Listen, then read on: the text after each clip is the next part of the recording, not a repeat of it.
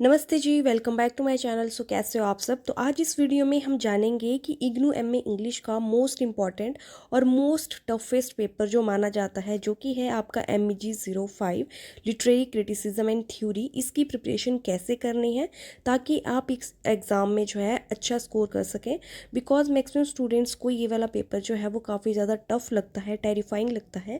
सो मैं ये वीडियो जो है वो आप लोगों को हेल्प करने के लिए लेके आई हूँ कि आपको MEG 05 की प्रिपरेशन जो है वो कैसे करनी है एंड आपको इसकी प्रिपरेशन में किन किन बातों का ध्यान रखना है।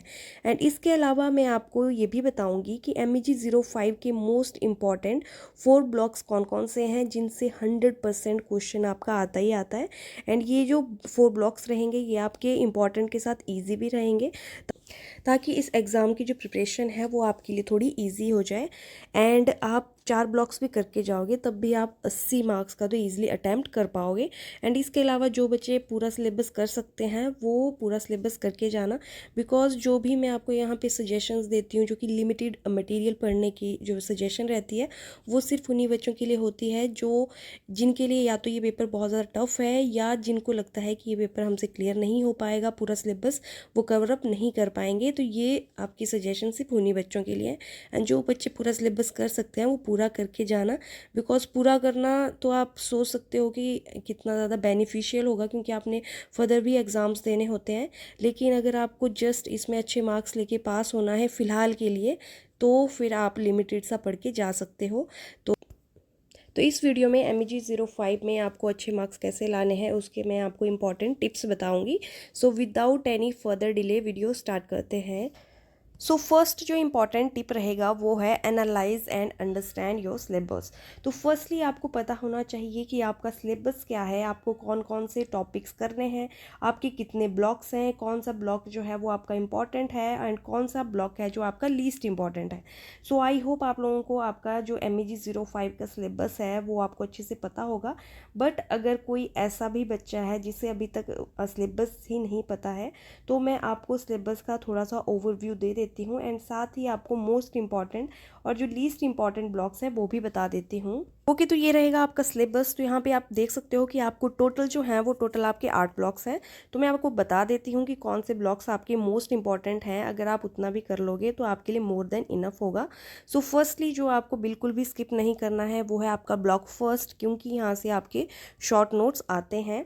तो ये आपको बिल्कुल भी स्किप नहीं करना है। एंड आप यहाँ पे देख सकते हो कि आपको टोटल जो है 6 यूनिट्स है, लेकिन आपको 6 की 6 यूनिट्स पढ़ने की कोई भी ज़रूरत नहीं है। आपको सिर्फ यहाँ पे यूनिट नंबर जो 5 है, इंडियन एस्थेटिक्स, वो ही करना है, वो ही आपके लिए इंपॉर्टेंट रहेगा ब्लॉक नंबर फर्स्ट से। तो अब बात करते हैं आपके ब्लॉक नंबर सेकंड, क्योंकि ये भी आपको बहुत ज़्यादा इंपॉर्टेंट है, बिल्कुल भी स्किप नहीं करना है। यहाँ से भी आप देख सकते हो आपकी 6 यूनिट्स हैं, आपको हर यूनिट पढ़ने की ज़रूरत नहीं है। आपको पढ़नी है आपकी यूनिट सेकेंड जो कि है प्लेटो ऑन इमिटेशन एंड आर्ट। उसके बाद unit third Aristotle's theory of imitation and unit fourth and unit fifth जो कि है एरिस्टोटल की थ्योरी ऑफ ट्रेजेडी। तो आपको ये 4 ही यूनिट्स जो हैं वो आपकी ब्लॉक सेकंड से करनी है। एंड हाँ, आपको एक चीज़ क्लियर कर दूं कि जितने भी आपको इंपॉर्टेंट यूनिट्स मैं बता रही हूँ सबके ऊपर मैंने वीडियोस ऑलरेडी चैनल पे डाल रखी है। वीडियो का लिंक जो है मैं आपको जो है वो प्लेलिस्ट का लिंक जो है वो डिस्क्रिप्शन बॉक्स में दे दूँगी, ताकि आपको सारी वीडियोज़ जो हैं वो एक साथ ही मिल जाए MEG 05 की। तो आप जाकर प्लेलिस्ट को जो है विजिट कर सकते हो, वहाँ पे आपको बहुत सारी इंपॉर्टेंट टॉपिक्स पे वीडियोस मिल जाएंगी। तो आपको जो भी देखनी होगी आप जाके चेकआउट कर लेना, आपके लिए डेफिनेटली वो वीडियोस हेल्पफुल रहेंगी। सो अब हमारा जो नेक्स्ट ब्लॉक है जो कि इंपॉर्टेंट है वो है ब्लॉक थर्ड, रोमांटिक क्रिटिसिज्म। यहाँ से आपको पूरा सिलेबस यहाँ भी करने की ज़रूरत नहीं है। आप देख रहे हो यहाँ पे 4 आपकी यूनिट्स हैं, इसमें से आपको करनी है unit second and unit third, क्योंकि Wordsworth preface to the lyrical ballads बहुत बार आपका आता है, रिपीट हुआ है। एंड जो कॉलरिज है बायोग्राफी या लिटरेरिया, ये भी इंपॉर्टेंट है। दोनों ही टॉपिक्स पे वीडियोस मैंने डाल रखी हैं, आप जाकर चेकआउट कर लेना। प्लेलिस्ट का लिंक जैसे मैंने बोला आपको डिस्क्रिप्शन बॉक्स में मिल जाएगा। सो नेक्स्ट जो आपको ब्लॉक बिल्कुल भी स्किप नहीं करना है वो है आपका block number fifth, Marxist view of literature. तो यहाँ से मैं आपको बताना चाहूँगी कि आपको जो करनी है वो है आपका मार्क्सिज्म एंड लिटरेचर, ये आपका इंपॉर्टेंट क्वेश्चन है। सेकंड यहाँ से एक क्वेश्चन आपका बार बार रिपीट होता है वो है सुपर स्ट्रक्चर स्ट्रक्चर के रिगार्डिंग, यानी कि आपको यूनिट फर्स्ट और यूनिट थर्ड जो है वो करके जानी है। एंड अभी सुपर स्ट्रक्चर के ऊपर मैंने वीडियो नहीं डाली है, लेकिन अभी एक आध दिन में मैं डाल दूँगी। तो आप अगर देखना चाहोगे तो आप 1-2 दिन में उस वीडियो को मेरे चैनल के ऊपर देख सकते हो, जिसमें मैं मार्क्सिस्ट जो व्यू रहता था बेस और सुपर स्ट्रक्चर के रिगार्डिंग वो मैं आपको बताऊँगी। तो ये तो था आपका ब्लॉक नंबर 5th। तो नेक्स्ट देख लेते हैं ब्लॉक नंबर 6। बहुत इंपॉर्टेंट और मोस्ट ईजिएस्ट अगर ब्लॉक कोई है तो आपका ब्लॉक 6 ही है। तो इसमें से भी आपको पूरा सिलेबस, ये जो पूरे यूनिट्स हैं इनको करने की ज़रूरत नहीं है। आपके जो ज़्यादा इंपॉर्टेंट है वो वाले मैं बता देती हूँ। एक तो आपको यूनिट सेकंड करनी है जो कि है मैरी वॉलस्टोनक्राफ्ट का a vindication of the rights of women.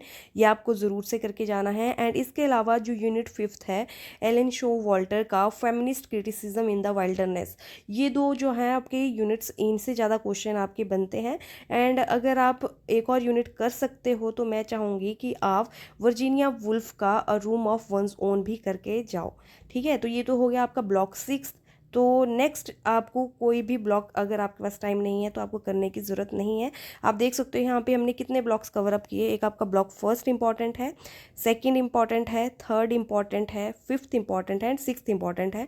तो मैंने आपको 5 ब्लॉक्स जो हैं वो ऑल इन ऑल जो है बता दिए हैं, जो इंपॉर्टेंट हैं, जहाँ से क्वेश्चन आते हैं एंड ईजी भी हैं।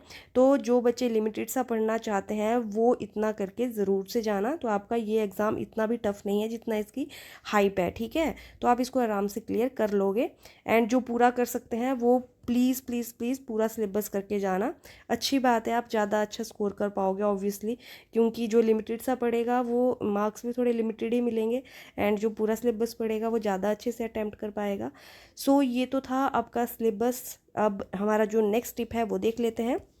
तो नेक्स्ट आपको जो इम्पॉर्टेंट चीज़ है जो आपको ज़रूर से करनी है MEG05 को क्रैक करने के लिए, वो है solve previous year question papers. अगर आप प्रीवियस ईयर क्वेश्चन पेपर्स को सॉल्व करोगे तो इससे क्या होगा कि आपको खुद ही पता चल जाएगा कि आपका जो क्वेश्चन पेपर पैटर्न है वो किस तरह का रहता है, कैसे क्वेश्चंस आपको पूछे जाते हैं एंड कौन कौन से क्वेश्चंस हैं जो आपको रैपिडली पूछे गए हैं। तो इसलिए बहुत ज़्यादा इंपॉर्टेंट रहता है आपके क्वेश्चन पेपर पैटर्न्स को चेक करने के लिए प्रीवियस ईयर क्वेश्चंस पेपर्स को देखना, क्योंकि इसमें पैटर्न के साथ साथ आपको इंपॉर्टेंट क्वेश्चंस की भी जानकारी मिलती है। तो इसलिए आपको आपके प्रीवियस ईयर क्वेश्चन पेपर्स जो हैं वो ज़रूर से सॉल्व करने हैं। एंड नेक्स्ट जो आपको टिप रहेगी वो है वॉच वीडियो लेसन्स। तो जैसे आप अभी यूट्यूब पे मेरी वीडियो देख रहे हो या आप किसी और की वीडियोस देखोगे तो आपको ये चीज़ें करनी हैं, क्योंकि आप जितने ज़्यादा मल्टीपल सोर्सेज से आप कंटेंट देखोगे आपके माइंड में वो उतना ज़्यादा रिटेन रहेगा। आपको मल्टीपल चीज़ें मिलेंगी जानने के लिए एक ही टॉपिक के ऊपर। तो जितना हो सके आप वीडियो लेसन्स को देखो। नेक्स्ट आपका टिप रहेगा ऑलवेज मेक नोट्स। अब ऐसा तो नहीं है कि आप सिर्फ वीडियो ही देखो, आप जो है हो सके तो आप नोट्स भी बनाओ। एंड अगर आप अपने हैंड रिटन नोट्स नहीं बना सकते हो तो मैं आपको बताना चाहूँगी कि कुछ इंपॉर्टेंट क्वेश्चंस के ऊपर मेरे पास भी हैंड रिटन नोट्स हैं। अगर आप चाहो तो उनको भी बाय कर सकते हो। अगर आपको बाय करने हैं तो आपको इस नंबर पे जो है मैसेज करना है 9857060005। आपको इस नंबर पे जो है व्हाट्सएप करना है। एंड आपको फर्दर जो आपकी इंफॉर्मेशन होगी वो आपको इस नंबर पे दे दी जाएगी कि आपको नोट्स कैसे और कितने में मिलेंगे। सो अब हमारा जो अगला आपके लिए जो टिप रहेगा वो है solve guest paper. Guest papers is kind of आपके प्रीवियस ईयर क्वेश्चन पेपर्स, तो ये सिमिलर ही पॉइंट है। एंड नेक्स्ट हमारा मोस्ट इंपॉर्टेंट जो टिप रहेगा वो है प्रॉपरली स्ट्रक्चर योर आंसर। देखो, आप MEG05 जब भी अटैम्प्ट करोगे तो आपका जो आंसर है वो प्रॉपरली स्ट्रक्चर होना बहुत ज़्यादा ज़रूरी है, क्योंकि अगर आप अच्छे से अपने आंसर को फ्रेम करोगे तो वो ज़्यादा इम्पैक्टफुल रहता है आपके जो एग्जामिनर होते हैं उनके लिए। तो देख लेते हैं कि आपको अपना आंसर जो है वो कैसे स्ट्रक्चर करना है। सो आपके ये कुछ पॉइंट्स हैं जो आपको ध्यान में रखने हैं जब आप MEG05 का कोई भी आंसर जो है वो लिखोगे, ताकि आपको अच्छे मार्क्स आ सकें। क्योंकि देखो, कंटेंट सब लिखते हैं लेकिन ये बहुत ज़्यादा इंपॉर्टेंट होता है कि आपने आंसर जो है वो कितना सिस्टमेटिक लिखा हुआ है। ओके, तो जब आप एग्ज़ाम में अपना MEG05 का आंसर लिखोगे तो आपको अपने आंसर का प्रॉपर पैटर्न रखना है। आपको प्रॉपर हेडिंग्स एंड सब हेडिंग्स जो हैं वो इंक्लूड करनी है।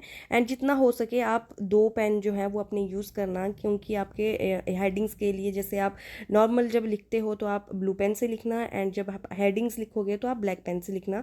हो सके तो बोल्ड स्केच भी आप यूज़ कर सकते हो, इससे आपका आंसर जो है ज़्यादा इम्पैक्टफुल बनता है। तो सबसे पहला जो टिप रहेगा जब आप आंसर लिखोगे तो वो है introduction. Start with brief introduction that outlines your understanding of the question. आपको हमेशा इंट्रोडक्शन जो है वो आपकी इंक्लूड करनी है आपके आंसर में। एंड उसके बाद आपको लिखनी है बॉडी पैराग्राफ। बॉडी पैराग्राफ का मतलब है organise your answer into clear meaningful paragraph. मतलब जो भी आप लिखोगे बहुत ज़्यादा क्लियर होना चाहिए, प्रिसाइज होना चाहिए, एंड जितना हो सके मीनिंगफुल होना चाहिए, ठीक है। नेक्स्ट पॉइंट रहेगा heading of each new paragraph. मतलब आप कोई भी नया पैराग्राफ जब भी लिखोगे तो आपको उसका हेडिंग देना है। एंड आपको जैसा मैंने बोला कि आपको हेडिंग्स के लिए जो है डिफरेंट पेन का यूज़ करना है। हो सके तो आप ब्लैक पेन, अगर बॉल पेन यूज़ करते हो तो ब्लैक बॉल पेन यूज़ करो, या तो आप स्केच पेन भी यूज़ कर सकते हो, बोल्ड स्केच पेन ब्लैक या ब्लू कलर का। तो ये भी आपको ज़रूर से ध्यान रखना है। नेक्स्ट आपके लिए जो टिप रहेगा वो है एविडेंसेस एंड एग्जांपल्स। मतलब जब भी आप अपना आंसर लिखोगे तो आपको अपने पॉइंट्स में जो है relevant textual evidences, quotations, examples जो कि आपके लिटरेचर और हिस्टोरिकल कॉन्टेक्स्ट से होंगे वो इंक्लूड ज़रूर से करने हैं। नेक्स्ट पॉइंट है यूज़ क्रिटिकल पर्सपेक्टिव। सॉरी यहाँ पे CAL होगा, गलती से गलत टाइप हो गया है तो आप ठीक कर लेना। यूज़ क्रिटिकल पर्सपेक्टिव्स का मतलब है कि आपको जो है वो क्रिटिकल जो आपके व्यूज़ हैं, क्रिटिकल पर्सपेक्टिव्स हैं, उनको जो है ज़रूर से लिखना है, क्योंकि आपका ये जो एग्ज़ाम है यही लिटरेरी क्रिटिसिज्म है। आपका जो सब्जेक्ट है वही लिटरेरी क्रिटिसिज्म है। तो आपको जो क्रिटिकल पॉइंट्स हैं वो तो ज़रूर से इंक्लूड करने हैं, खासकर MEG 05 के पेपर में। एंड इसके अलावा आपको बी क्लियर एंड कंसाइज। मतलब आपको ये टिप भी ध्यान रखने हैं कि आप अपनी लैंग्वेज जो है वो क्लियर रखेंगे, प्रिसाइज लिखेंगे, एंड जितना हो सके आपको कॉम्प्लेक्स सेंटेंसेस जो है वो अवॉइड करने हैं जो कि कन्फ्यूजन आपका क्रिएट कर सकते हैं। And stick to the point of your answer and avoid unnecessary stuff. तो जितना हो सके आप नेसेसरी चीज़ें ही आपके आंसर में इंक्लूड करोगे। एंड नेक्स्ट हमारा जो टिप रहेगा वो है एडिक्वेट लेंथ ऑफ आंसर।